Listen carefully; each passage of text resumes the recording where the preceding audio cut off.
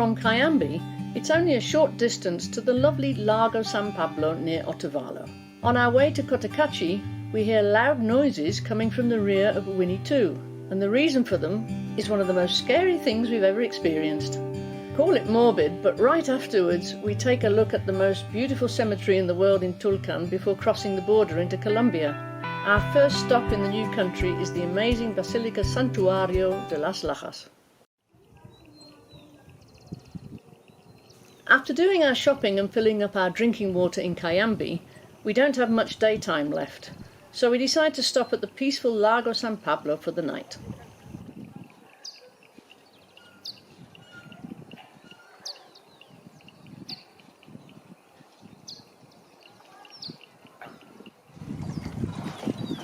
This must be Otavalo. The lake is located at 2,660 metres above sea level, below the Imbabura volcano, and only about 11 kilometres south of Otavalo.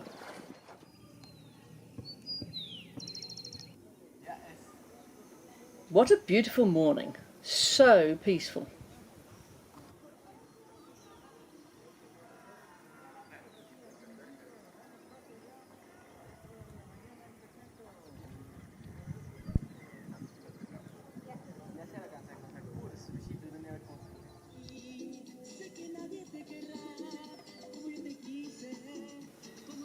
We leave the lake around midday and drive to the little colonial town of Cotacachi. On the way we hear loud noises coming from the rear of Winnietwo. We go to a garage in Ibarra to tighten the screws of the new rear shocks. But the noises are coming back and are definitely getting worse. What on earth is going on? We have this clunking noise since yesterday afternoon now, and we just worked out it's the left tire because it's not running straight. And now I took the cap off and look at this. There's only one screw that's actually fixed to the tire. The rest are just loose in there, and without the cap we would have lost them all. This is the cemetery in Tulcan, probably the most weirdest cemetery I've ever been to. That must be quite some work here to do all this, but also good fun, I assume. In 1936, gardener José María Azabal Franco, who worked as the caretaker of the city's municipal cemetery, began sculpting the rows of bushes under his care into a variety of shapes and designs. The garden features animals, angels, Incan symbols and bulbous iconic creatures squatting in a row. Franco passed away in 1985 and was fittingly buried at the cemetery in the shadow of his life's work. The topiary wonders live on to this day, cared for by Franco's 5 sons and the cemetery staff. Today the 3-acre graveyard features more than 100 creations. As Franco himself put it, the cemetery is a place so beautiful it invites one to die. Truly fantastic. You can see what it looks like if it's not cut recently, and then behind it what it looks like when it's just cut. It's amazing. Kirsten spends an hour in the cemetery to take photos and videos. A huge storm is on its way, and the dark grey clouds are a perfect contrast to the white grave walls.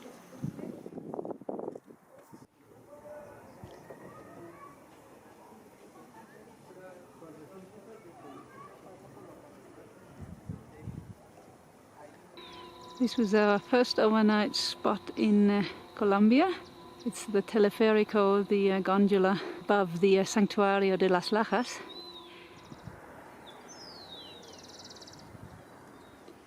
We're in Las Lajas and we decided to go into a hotel for the night. We might actually sleep in Winnietwo, but we wanted a safe place for our motorhome and we wanted a shower. And it cost us only around $7, so that's nothing. This is a really cool place. It's a hotel for monks and stuff like this. People who just want to find a place to relax. We have a great view onto the waterfall from our hotel, and Santuario is a little bit in the other valley, but we're going to walk there in a minute. Check it out. This is our hotel in Winnietwo. I didn't realize we're right on the edge of a huge canyon.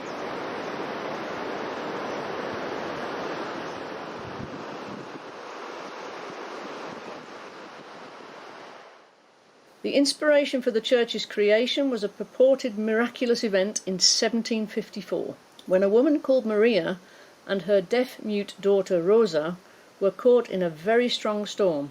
The two sought refuge between the gigantic lajas. Laja means slab. Then, to Maria's surprise, her daughter Rosa exclaimed, "The mestiza is calling me," and pointed to a lightning-illuminated silhouette on a slab. This apparition of the Virgin Mary instigated a popular pilgrimage to the site and occasional reports of cases of miraculous healing. The image on the stone is still visible today.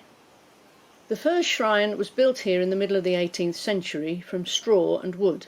The current church was built between 1916 and 1949 and rises 100 metres, 330 feet high, from the bottom of the canyon. This represents the feeding of the 5,000.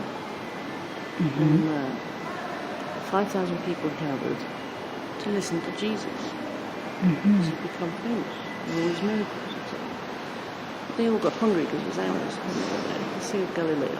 Anyway, they gathered together what they had, and they came up with 5 loaves of bread and 2 fish. Jesus performed a miracle, and that lot fed all 5,000 people. Oh, I'm getting hungry too now. It's called the story of the feeding of the 5,000. Helen knows all these things because she read the Bible front to finish. Helen is well prepared. It's raining. She took it actually because it was sunny early and she was worried that we get sunburn. We put sun cream on as well, so we kind of jinxed it. This is still impressive.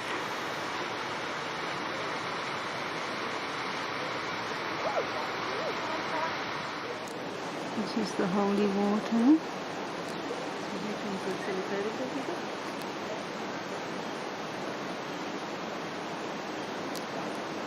This is not my kind of thing. Look at the barrier. Oh, careful. Don't do that to me. I have to hold on to this thing here because this is the arch and down there is the river. This is minimum 100 meters, if not more than that.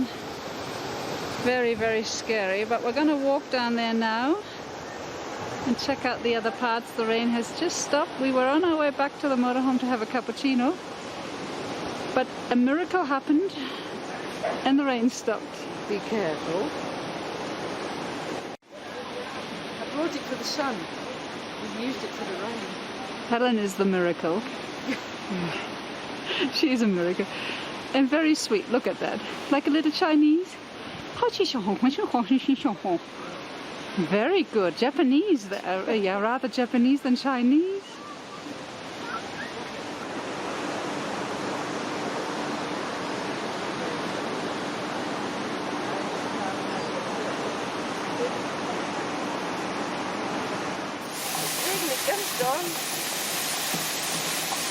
Thank God Helen got the umbrella. Brought it for the sun.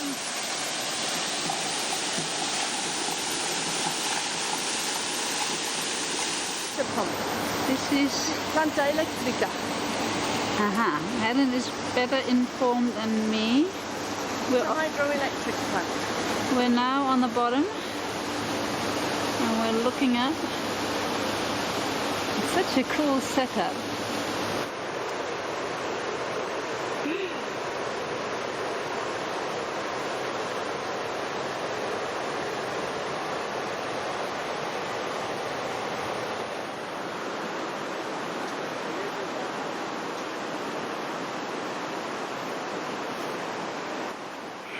Now the sun's out.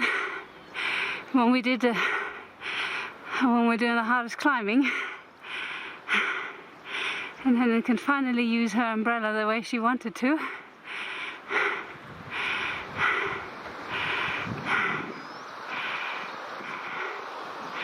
This is an amazing setup. Unfortunately, there's a huge canyon between us and our motorhome. Otherwise, we could have had a cappuccino in 5 minutes.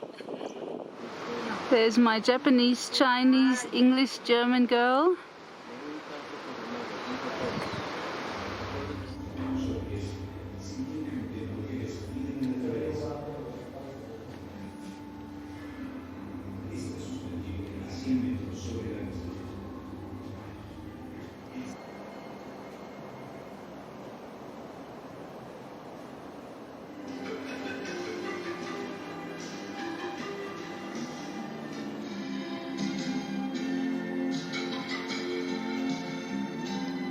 Great museum.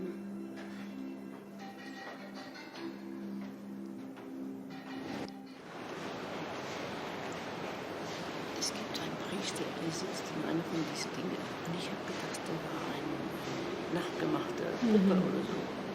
Der hat sich bewegt. Der lebt. Das war ganz cool.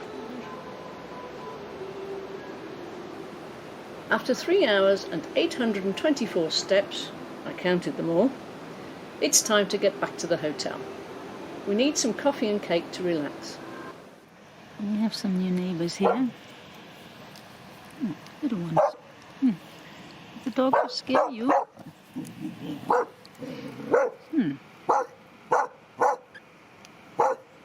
Give him a headbutt. Yeah, she's protecting her little one. Yeah, show him that you have... Oh, you're going to pee and piss here. The dog's a big old shit. Awesome. Now the little one gets her little feeding.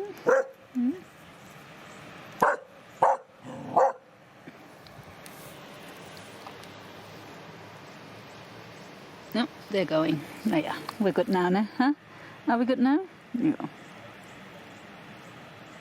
Now you can feed the little one in peace. That's nice.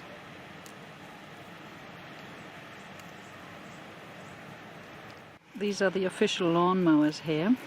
They're cleaning our front here. As long as you don't eat our Fleischtiet, we are happy. They obviously like our white motorhome. It's the same color, isn't it? We're getting comfy in our room. It's freezing cold in here, so we're going under the blanket. We only have one power socket. Was war das denn? Did you rip the sheet? Oh. So we have one power socket. Ellen is plugged in with a smartphone. I'm plugged in with a computer. And it's going to be real fun. We're not going to sleep in this bed tonight because it's so cold in this room here. But what?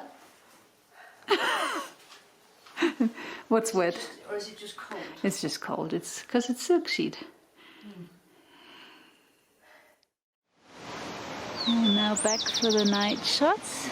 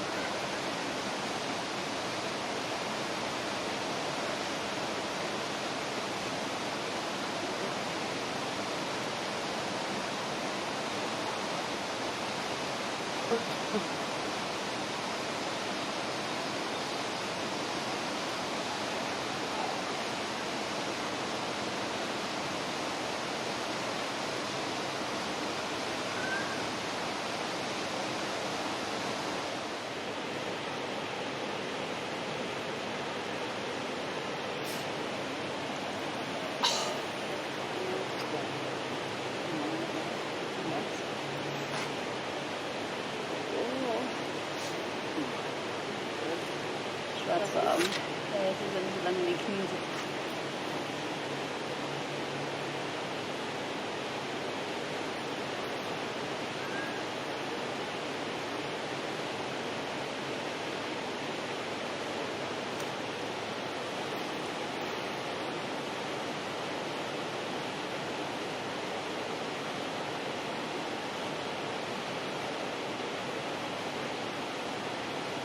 die Farbe.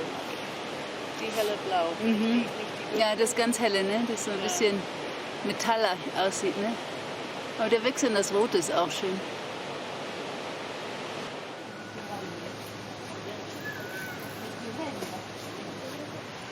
This is the view from our hotel.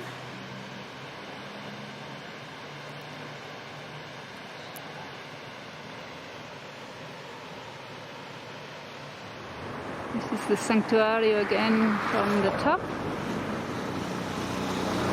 And you can see our hotel in the background as well. This is so dangerous. Look at this. I mean,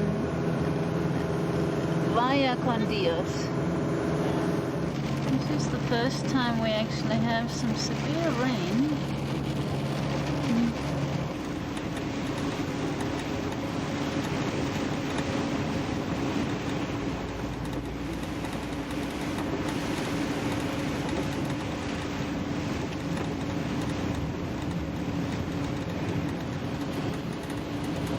Oh, it's free for us, okay. Yeah. It's obviously free for us. So, Kirsten is now preparing our cake. As you can see in that bowl, where's the... You're going to put some holes in it for me? It's a new thingy, what's it? That we're using to put some... Yeah, she's used it beforehand. To put some holes in that cake, because it's... The cake in Ecuador and Colombia is really dry, crumbly and sweet. So we are going to pour some freshly squeezed orange juice into it, and then put the strawberries. Show the strawberries. Where's the strawberries? Here they are. Yep. They're looking good. And put those on top. Cover it. Put it in the fridge, and then that'll be our breakfast in the morning. No, I thought we would do it for coffee and cake. Oh, coffee and cake. All right then. Whatever. So this is freshly squeezed orange juice. I've been doing that for the last few mornings so that we get nice orange juice in the morning. These are Colombian oranges. You don't do this with Ecuadorian oranges because the Ecuadorian ones are really bad. It's the oh, and that goes on the cake. Ooh, this is going to be so nice. I used to do that in Germany, a cake like this. But it has to go in the fridge first. Mm-hmm. There we go. 3 oranges are enough. Mm-hmm. This is the Santo Domingo Church. In our next video, we take you to the beautiful white city of Popayan, where we go on a very interesting tour. What's the verdict? This is more tart.